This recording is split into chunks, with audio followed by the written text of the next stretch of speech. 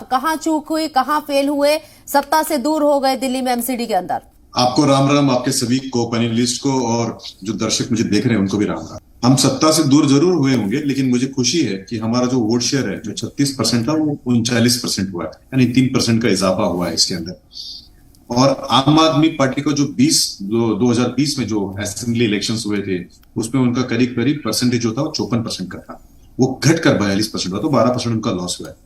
जीत जो उनकी हुई है वो इस कारण से हुई कि दो कारण हुए। एक तो 30 सीटों पे 500 से कम वोट्स का फर्क रहा है, उसमें हम कुछ जगह पे कांग्रेस के जो वोट्स उनके पास गए और कांग्रेस की जो बुरी हार हुई उसका फायदा उनको मिला। तो ये आपको देखना पड़ेगा कि टोटल नंबर ऑफ वोट्स जो कास्ट हुए थे, जो वोट परसेंटेज था, वो वोट परसेंटेज जो है वो उनके साइड ज्यादा था, हमारे साइड में कम। तो मुझे खुशी है कि हमारे 3% तो बढ़े कम से कम और उनको ज्यादा हुआ, तो उनको कॉन्ग्रेचुलेशन। लेकिन एक बात याद रखनी, जैसे कि भारतीय जनता पार्टी की यहाँ पे जो सरकार गई है वो केवल हमारे वोट कम होने से ऐसा ही नहीं, तो कांग्रेस के वोट कम होने से भी। लोकसभा चुनाव 2024 में जरूर है, लेकिन एमसीडी को क्वार्टर फाइनल के तौर पर देखा जा रहा है। आपकी कुछ बातें सही है और कुछ बातों को मैं दुरुस्त कर देता हूँ। एक नंबर बात है कि हमारी सत्ता चली गई, ये बात आपकी सही है। इन आपकी कुछ बातें जो गलत है उसको मैं सही करता हूँ कि हमारे जो वोट शेयर था 36% था वो 39 हुआ, और आम आदमी पार्टी जिसका 2020 में जो वोट शेयर था वो 54% था, 54%, जो घटकर 42% 12% उनका चले गया। उनकी जीत क्यों हुई? क्योंकि 30 सीटों में जैसे 500% जो वोट से वो फर्क हुए थे, उसके कारण वो जीत हार हुई थी।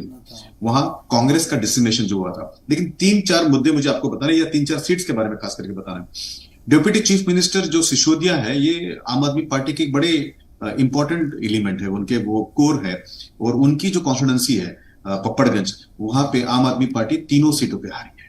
सत्येंद्र जैन जो हवाला रैकेट में और मसाज के लिए फेमस है, उनकी खुद की कॉन्स्टिट्यूंसी में 4 में से 3 सीट वो हार गए।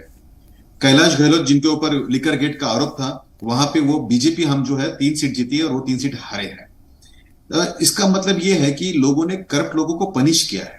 आप इसको क्वार्टर फाइनल ना देखें, इसको सेमीफाइनल देखें, तो एक बात आपको दिखेगी कि सिसोदिया रिजेक्ट हुआ है, सत्येंद्र जैन रिजेक्ट हुआ है, कैलाश गहलोत रिजेक्ट हुआ है। नंबर 2 और सीटों के बारे में मैं बताता आपको। अमानतुल्लाह खान जो वार्ड नंबर 190 से लड़ते थे, जाकिर नगर जो है वहां से, वहां पे आम आदमी पार्टी हारी है।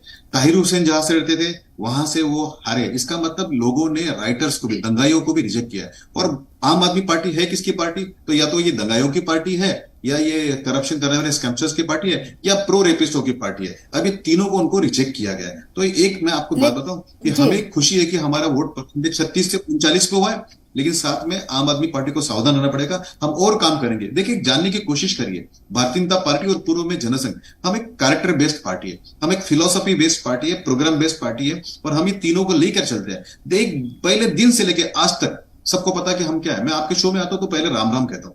मेरा फिलॉसफी आपको पता है। हम 370 के खिलाफ थे, हम यूसीसी लाएंगे, ये हमने डंके के चोट पर कई दशकों से कहा है। लेकिन वहीं पे आम आदमी पार्टी है जिनकी नानी, इनके सदर की नानी पहले कहती कि भाई आप अयोध्या में राम मंदिर बनेगा, गलत होगा, अच्छा नहीं है। फिर अचानक वो राममय हो जाता है। लेकिन दिल्ली का एमसीडी चुनाव किन मुद्दों पर लड़ा जाना चाहिए था? हिंदुत्व आइडियोलॉजी के मुद्दे पर, हिंदुत्व आइडियोलॉजी के मुद्दे पर। पॉलिटिकल पार्टी अपने खुद के प्रिंसिपल्स पे और प्रोग्राम्स के ऊपर एजेंडा बनाती है। हम वो एजेंडा लेके लोगों के बीच में है। हमारे वोट शेयर्स बढ़े, इसका हमें बड़ा अच्छा लग रहा है। यस, नंबर ऑफ सीट्स हमारी जो कम हुई है, तो क्या हमारी स्ट्रैटेजी में बदल करना पड़ेगा? क्या हमको सोचना पड़ेगा कि क्या करना चाहिए? इसके बारे में हमारी इंटरनल थिंकिंग होगी। लेकिन मैं आपको और जनता को एक बता दूं कि हमारे वोट शेयर्स बढ़ने के बावजूद हम क्यों हारे हैं? क्योंकि कांग्रेस जो ट्राईपार्टी पोल होता था, Congress totally out of the screen हो गया है। और रही बात कि लोगों को क्या नेशनल इश्यूज चाहिए, या स्टेट इश्यूज चाहिए, या एमसीडी के इलेक्शंस के इश्यूज चाहिए, लोग कैरेक्टर भी देखते हैं, जिसके बारे में मैं बार बार आपको बताने की कोशिश कर रहा हूं कि मनीष सिसोदिया जी, सत्येंद्र जैन जी, कैलाश गहलोत जी, अमानतुल्लाह खान लेके जहां से आते हैं वहां पे भी बीजेपी का कमल नहीं खिला है एमसीडी के अंदर। भारतीय जनता पार्टी अपने दमखम पर, अपने कैरेक्टर पे और अपने एजेंडा पे कायम रहते हुए इस इलेक्शन को लड़ा। जबकि हमने देखा कि आम आदमी पार्टी का चेहरा जो है खुद के सामने खुल कर आया है। करप्शन हो, या फिर वो अपीजमेंट हो, या फिर स्कैंडल्स हो, और रेपिस्ट के बारे में उनकी सॉफ्ट कॉर्नर हो, ये सारे लोगों के सामने आएगा। उनके दिग्गज नेताओं के कॉन्स्टिट्यूंसी में पीछे मारा गया है। तो मुझे लगता है कि आम आदमी पार्टी को ज्यादा सोचना पड़ेगा। हाँ, हम भी लोगों के बीच में जाएंगे, फिर जाएंगे। भारतीय जनता पार्टी एक सीरियस पार्टी होने के नाते 24 घंटा 365 दिन समाज के बीच में रहते, लोगों के बीच में रहते, हम उनके एजेंडा को लेकर चलते रहते और आगे भी चलते रहेंगे।